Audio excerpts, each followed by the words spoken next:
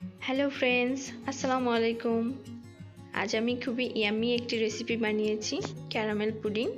তো চলুন দেখে নিই কীভাবে বানিয়েছি।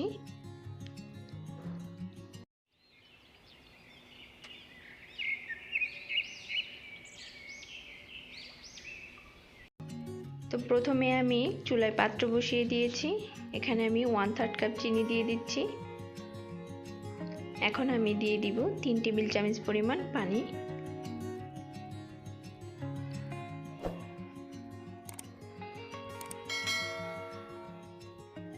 পানির পরিমাণটা একটু কমই দিতে হয় ক্যারামেলটা বানানোর জন্য।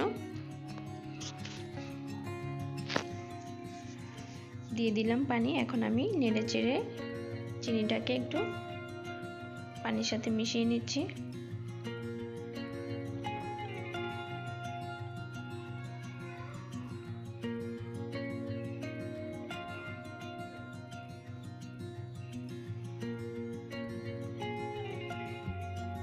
ভালো করে একটু নেড়ে চেড়ে দিচ্ছি।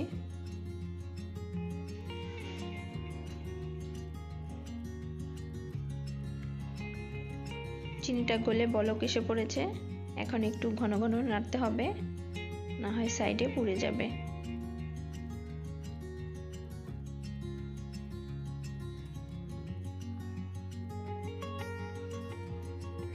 অনেকটা কালার চলে এসেছে।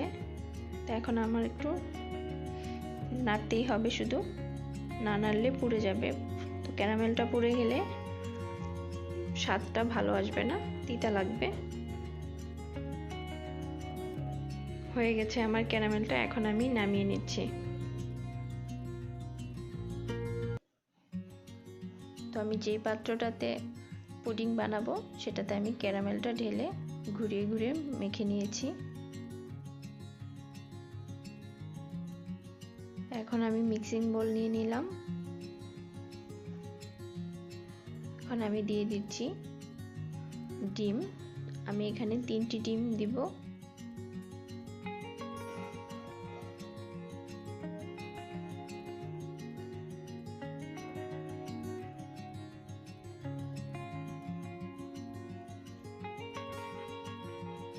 দিয়ে দিলাম 3টি ডিম। এখন আমি দিয়ে দিব চিনি। আমি এখানে 1/3 কাপ চিনি দিয়েছি।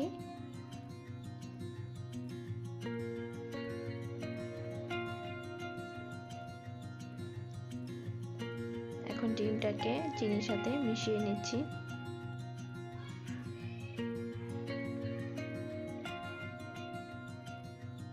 হয়ে গেছে মেশানো। তো এখন আমি দিয়ে দিচ্ছি 1 কাপ পরিমাণ দুধ। আমি এখানে 1 লিটার দুধকে জাল করে আমি 1 কাপ পরিমাণ বানিয়েছি ঘন করে।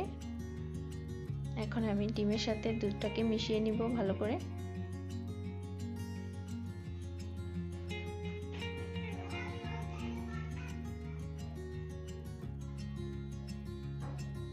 মেশানো হয়ে গেছে। এখন আমি দিয়ে দিব কনডেন্স মিল্ক। আমি 3 টেবিল চামচ পরিমাণ মতো কনডেন্সড মিল্ক দিব।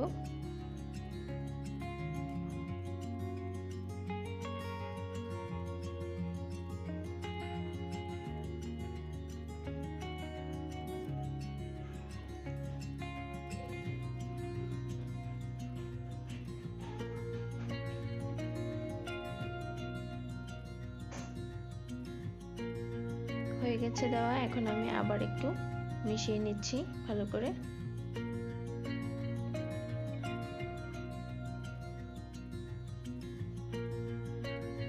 মেশানো হয়ে গেছে। এখন আমি বাটির মধ্যে দিয়ে দিব। যে বাটিতে আমি ক্যারামেল ঢেলে রেখেছিলাম আমি সেই বাটিতে এখন দিয়ে দিচ্ছি।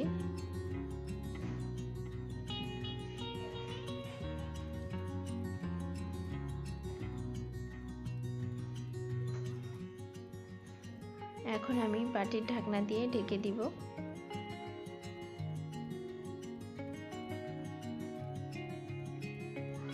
তো চুলায় আমি আরেকটি পাত্রে গরম পানি বসিয়ে দিয়েছি।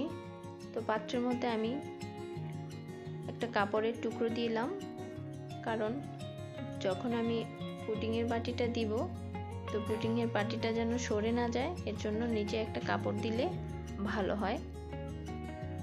যখন পানিটা বলক আসবে তখন বাটিটা সরে যাবে না, এর জন্য আমি কাপড়ের টুকরা দিয়ে নিয়েছি।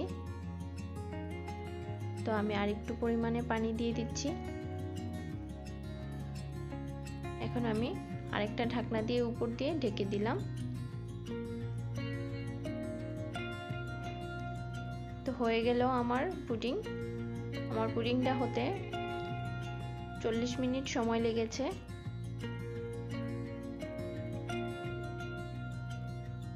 এখন আমি চারপাশটা একটু ঘুরিয়ে কেটে নিচ্ছি। সাইডগুলো একটু কেটে আলগা করে নিলাম। এখন আমি একটা প্লেটে ঢেলে দিলাম। দেখুন হয়ে গেছে, খুবই সুন্দর কালার হয়েছে। খুবই মজাদার একটি রেসিপি হয়ে গেল আমার ক্যারামেল পুডিং।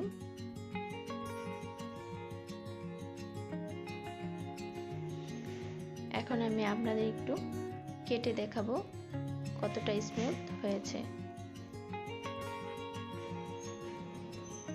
খুবই সহজে হয়ে যায় ক্যারামেল পুডিং। এখন আমি একটু কেটে দেখাচ্ছি।